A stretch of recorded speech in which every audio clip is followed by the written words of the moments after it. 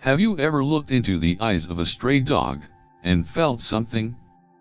A strange familiarity? A quiet stirring in your chest as if some ancient memory were being awakened? What if that dog was someone you once loved? What if it was your mother, in another life? Welcome to Lotus of Dharma, a sanctuary where ancient Buddhist wisdom meets the forgotten corners of the heart. Today's video may challenge the way you see the world, and perhaps, even the way you see yourself.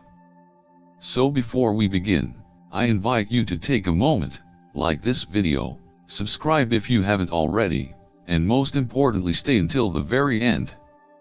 Because what we're about to explore is more than a teaching. It is a mirror. A reflection of karma, rebirth, and the quiet truth that every being we meet may carry echoes of our own past. Ask yourself, what if that dog you ignore once cradled you in her arms? Buddhist view on rebirth. In the silent flow of time, the Buddha saw what most of us do not, that life is not a single event with a beginning and an end, but a stream deep, ancient, and unending. Rebirth, as taught in the Dhamma, is not merely the movement of a soul from one human form to another. It is the movement of consciousness through all realms of existence. One may be born not only as a man or a woman, but as an animal, a celestial being, or even in realms of sorrow beyond the human eye. Samsara, the wheel of birth and death, is vast, and within it, we have lived countless lives.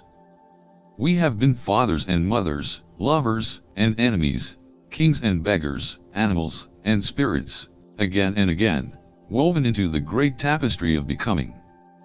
The Buddha once said, "It is not impossible that the animal you meet today was once your father, mother, or child." This is not superstition. This is not metaphor. It is a direct invitation to see beyond form, to feel beyond appearance, and to awaken the eye of compassion. When we understand this not merely in thought, but in the heart, something softens in us. The boundaries between I and other begin to fade. The dog by the roadside is no longer just a dog. The bird caught in the wind is not just a bird. Each carries a history we cannot see, a consciousness shaped by karma, just as ours is. Perhaps that dog once held you in her arms. Perhaps that bird once cried at your absence. Perhaps that cow at the market stall once fed you with her own hands. This teaching is not meant to make you sentimental. It is meant to awaken humility. It is meant to destroy arrogance, to cut through the illusion that your life, your body, your story, is somehow separate from the rest of life. The Buddha did not ask us to believe in rebirth blindly. He asked us to look inward and see what arises when we reflect on these truths. Does your heart open when you imagine that the animal before you was once your mother? Does your voice soften when you remember that all beings wish to be free from suffering, just like you? If your heart becomes more tender, if your actions become more mindful, then whether rebirth is fact or metaphor ceases to matter. The teaching is working. It is transforming you. That is the miracle. In this long journey through samsara, the Buddha said, there is not a single being who has not been your mother at some point. Think of what that means. Every being you harm is someone who once rocked you to sleep. Every life you protect is a step back toward wholeness. To see this not as doctrine but as living wisdom is to begin walking the path not of belief, but of awakening. So the next time you pass an animal, do not just walk by. Look again. Bow inwardly. Remember, the life before you has been near you before. And in that remembrance, let love arise. But if the cycle of rebirth reveals the vastness of our spiritual journey, then karma reveals the direction of that journey. Rebirth tells us that we return, but karma tells us how we return. It is the invisible current that steers the boat of our existence across lifetimes, sometimes toward light, sometimes into shadow. And so, To truly understand why a being is where they are today not only in form, but in fate, we must now turn to the law that governs all becoming, the law of karma. The law of karma. The cycle of rebirth is not random. It does not sweep souls from one body to another like leaves blown by the wind. It moves with precision, quiet, subtle, and governed by one force, karma. Karma is the law of cause and effect, not imposed by any god, but arising from the very nature of action itself. In its simplest form, karma means this: everything we do, think, or say plants a seed in the stream of consciousness. These seeds, nurtured by intention, ripen over time, and when the conditions are right, they bear fruit. Some fruits are sweet, others are bitter, but none are accidental. In the teachings of the Buddha, our next life is not determined by hope or belief, but by the accumulated energy of our intentions. A single moment of hatred, if strong enough, can stain the mind. A lifetime of compassion, if rooted in pride or attachment, may still pull us downward. This is why karma is complex, not mechanical. It does not punish. It does not reward. It simply reflects who we have become and leads us to the next becoming. And so, the question arises, how could a loving mother be reborn as a dog? It happens not because she was evil, but because of karma's depth. Perhaps she was filled with care and love, but deep inside, she harbored fear, or a desperate attachment to her children.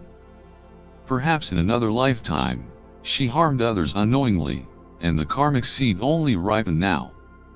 Or maybe she died with her heart clinging tightly to her family, unable to let go, and that clinging, not her love, shaped the direction of her rebirth. You see, karma ripens at the moment of death, and in that moment, the mind moves toward the strongest tendencies it has cultivated. If compassion is mixed with delusion, it may not lift the soul as high as we imagine. If suffering is met with clarity, it may not pull the being as low as we fear. This is why we cannot judge anyone's current form, whether animal or human, rich or poor, seen or unseen. The dog you pass on the street, the one no one notices, may carry within it the consciousness of someone once full of tenderness, someone who gave you life, food, comfort, love. She cannot speak to you now. Her tongue has changed. Her eyes are shaped differently. But the longing for connection remains. The soul remembers, even when the body forgets. And you? Do you remember? This is why the Buddha urged us to cultivate boundless compassion, not just for people we recognize, but for all beings, known and unknown. Because every being has a past. Every being has suffered. And every being is still becoming. Karma teaches us that no being is fixed in their state. The dog may rise again to human form. The human may fall into an animal body. The cycle continues until awakening. That is the nature of samsara. So ask yourself, if you met your mother again in the form of a dog, would you still walk past her? Would you ignore her hunger, her gaze, her suffering? Or would you bow inwardly, not in fear, but in recognition? This is what karma is for, not to make us fearful of the future, but to help us live fully in the present.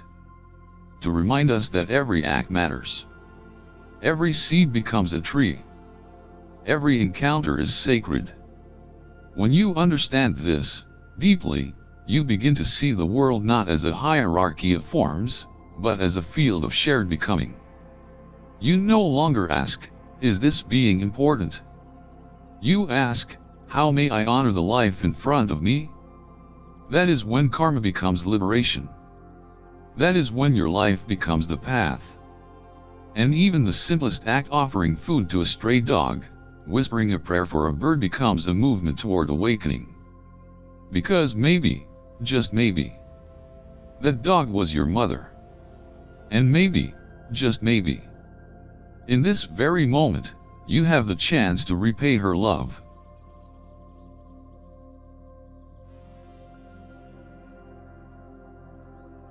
The power of compassion. If karma explains the path that leads a being into their next life, then compassion is the light that guides us through that understanding. We may not be able to change the karmic past of another, but we can transform our own future by how we choose to respond in this very moment. In the teachings of the Buddha, compassion is not born from sentiment or obligation, it arises from wisdom. It is the deep knowing that suffering is not theirs or mine, but ours. That the pain we see in the eyes of a stray animal, the hunger, the fear, the abandonment, is not foreign, it is a mirror of the same suffering we carry silently in our own hearts. To feel that connection, even for a moment, is not weakness. It is the beginning of awakening. When you look at a dog wandering the street, skin clinging to bone, eyes clouded with memory and fear, and your heart trembles not in pity, but in recognition, that is compassion. You may not remember her face, but somewhere, deep in the timeless stream of your being, your soul whispers, "This could have been me?" Or perhaps more haunting still, "This may have been someone I loved." This is not fantasy. This is what the Buddha called the great compassion that transcends form, identity, and even self. It is the wisdom that sees no boundary between this being and that being, no hierarchy between man and animal, no separation between the one who suffers and the one who sees. And so, when you offer a crust of bread to a trembling dog, or shield a bird from harm, or speak gently to a frightened creature that cannot understand your words but feels your presence, you are not simply doing good. You are weaving compassion into your own karmic stream. You are purifying your mind, moment by moment. You are planting seeds that will not only shape your future, but may someday become the very hands that feed you when you are the one who has forgotten how to speak. Compassion is not a decoration for the spiritual path, it is the path. Without it, knowledge becomes cold. Without it, wisdom becomes pride. But with compassion, even the smallest act becomes a doorway to liberation. So do not dismiss the stirrings of your heart when you meet the gaze of a forgotten animal. That may be the voice of your own past calling to you. That may be your mother, your brother, your child, returned not to punish, not to plead, but simply to remind you that all life is sacred, and all forms are temporary. The body may change, but the longing for love does not. And when you answer that longing with kindness, not just for humans, but for all beings, you are answering the very call of awakening itself. Compassion does not wait until we are perfect. It does not ask us to be saints. It simply invites us to see clearly, to feel deeply, and to act gently. To see a dog and bow in the heart, not because she is a dog, but because she is life. Because she is you. Because she may have once been your mother. There is a true story from a quiet village in India, where an old monk would rise before dawn each day, prepare a small bowl of rice porridge, and walk slowly to the edge of the monastery grounds. There, waiting patiently beneath a weathered banyan tree, was a stray dog, her fur patchy, her ribs visible, her eyes clouded by age and sorrow. She was not beautiful by worldly standards. Most people passed her by without a glance. But to this monk, she was not just a dog. He called her a mother. And each morning, he would kneel before her, place the warm porridge at her feet, and whisper softly as she ate. One day, a young novice, confused by this daily ritual, asked him, "Master, why do you call that dog Amma?" The old monk simply smiled and replied, "Because when you can see your own mother in the eyes of a suffering creature, you have begun to see the true nature of compassion." He said nothing more, but in that moment, the novice understood something that no scripture alone could teach, that real compassion is not poetic, nor abstract, it is raw, direct, and deeply human. It asks us not only to care for the suffering, but to see ourselves in them. To see someone we once loved. To see someone we could become. And in that seeing, to love without condition. The lesson here is not about the dog. It is not even about the monk. It is about the eyes through which we choose to see the world. When we train the mind to look beyond fur and flesh, beyond smell and sound, beyond status and species, we begin to see with the heart. And when the heart opens, truly opens, even the most wounded, unwanted being becomes sacred. This is not sentimentality. This is the training of the awakened mind. To see a filthy stray and whisper, "That could be my mother," is not weakness. It is strength, the kind of strength that does not need to dominate, but dares to care.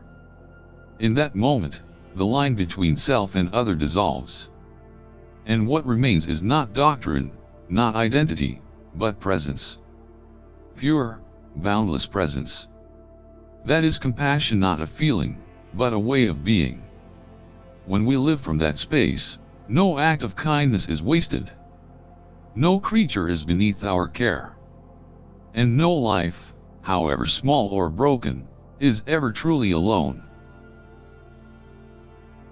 If this story has touched something deep within you, then let that feeling grow.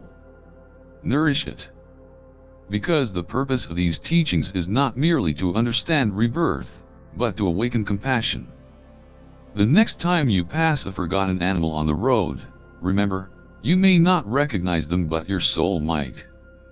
And if you can meet them not with indifference, but with kindness, not with judgment, but with reverence, then you are already walking the path of awakening. This world does not need more knowledge. It needs more remembrance. Remembrance that every being has been someone to us, and may be again. So walk gently. See clearly. Love deeply. If this message has opened a door in your heart, please share your thoughts in the comments. I read them. I cherish them. And I learn from them. Like, subscribe, and join us again here at Lotus of Dharma, where every story leads us a little closer to truth, and every truth leads us back to love.